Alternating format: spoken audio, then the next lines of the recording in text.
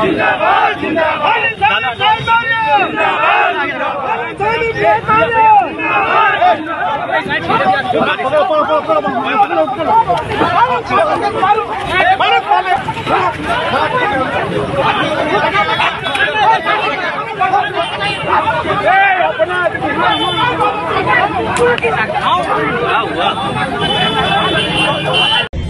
सेना के कुछ कीड़े मकोड़े इस तरीके से लगातार कानून की धज्जियां उड़ाते रहते हैं, लेकिन योगी जी उन पर मेहरबान है क्योंकि योगी जी की बिरादरी से उनका ताल्लुकात है।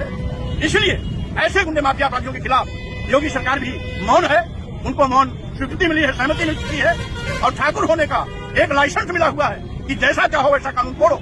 ये करणी सेना के लोग ऐसे ही अराजक तत्व हैं जो उत्तर प्रदेश की कानून व्यवस्था को मिट्टी में मिलाने।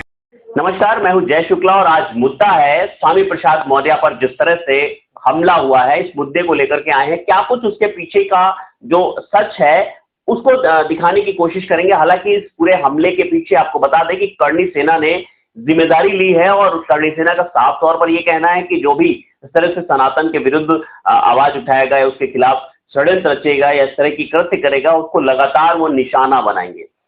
पूरी चर्चा में बात करने के लिए हमारे साथ करणी सेना के जो प्रदेश अध्यक्ष हैं दुर्गेश सिंह दीपू हैं, उनसे जानते हैं कि उन्होंने किस तरह से पूरी जिम्मेदारी ली और इस घटना के पीछे की क्या कुछ कहानी है पूरी। दुर्गेश जी, ये बताइए, जिस तरह से आज स्वामी प्रसाद मौर्य पर एक हमला हुआ है, व्यक्ति द्वारा किया गया है, क्या कुछ उसके पीछे की अगर बात करें तो क्या कुछ? देखिए, इन्होंने 1 साल पहले हमारी देवी देवताओं का गाली दी थी, अभद्र भाषा का प्रयोग किया था। उसके बाद इन्होंने रामायण जला के पन्ने रोड पे फेंके। हम लोगों ने एप्लीकेशन दी, आज तक FIR नहीं हुई। हम लोग लगातार इनका विरोध कर रहे हैं तब से। और अभी हाल ही में कोई ऐसी घटना हुई है जिसका ये नतीजा है? ये लगातार जगह जगह पे हमारी देवी देवताओं को गाली दे काम कर रहे हैं लगातार। रामायण जैसी पुस्तक जिसको भारत में, हिंदुस्तान में क्या दर्जा दिया जाता है, ये सब जानते हैं हिंदुत्व के लोग। तो करणी सेना के कौन वो लोग थे जिन्होंने हमला किया और इस हमले के पीछे कोई साजिश है या जो भावात्मक तरीके से उन्होंने आवेश में आकर के ऐसा किया है? साजिश कोई नहीं है इसमें हम लोग हिंदुत्व के लिए लड़ते हैं, अपने समाज के लिए लड़ते हैं, हिंदुत्व को लेके चलने वाले व्यक्ति हैं हम लोग।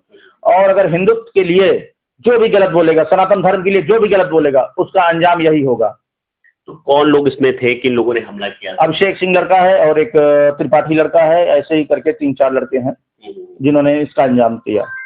क्या लगता है कि लगातार जिस तरह से देखा जाता है कि करणी सेना जो है वो इस तरह से कानून को हाथ में लेती है, चाहे वो आगरा की घटना हो, चाहे अभी ये रायबरेली की जो घटना है, क्या करणी सेना का काम ही यही है कि जो कानून है उसको अपने हाथ में लेना? आखिर क्यों कानून पर भरोसा नहीं है?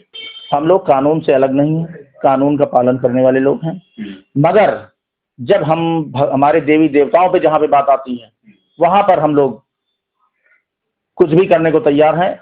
फिर इससे बढ़कर, हिंदू से बढ़कर कुछ नहीं हमारे लोग। नहीं, तो कानून का भी साथ लेना चाहिए था कि कानून में जाना चाहिए था, FIR करनी चाहिए थी कि उन्होंने इस तरह से अभद्र टिप्पणी करी। आखिर क्यों इस तरह से हमला किया गया? 1 साल पहले जब इन्होंने इस तरह देवी देवताओं पे अभद्र टिप्पणी की थी, रामायण को फड़वाया था, इन्होंने जलवाया था, हम लोगों ने एप्लीकेशन दी, आज तक उसकी FIR नहीं हुई। आप बताइए, हमने गलत किया या सही किया? इसी वजह से आप लोगों ने खुद ही फैसला लेना शुरू कर दिया? हाँ, बिल्कुल। आगे क्या कुछ करने वाले हैं आप लोग? ये अभी सुधरे नहीं तो इनके ऊपर ऐसे ही हमले होते रहेंगे, ऐसे ही इनके ऊपर जूते चलते रहेंगे।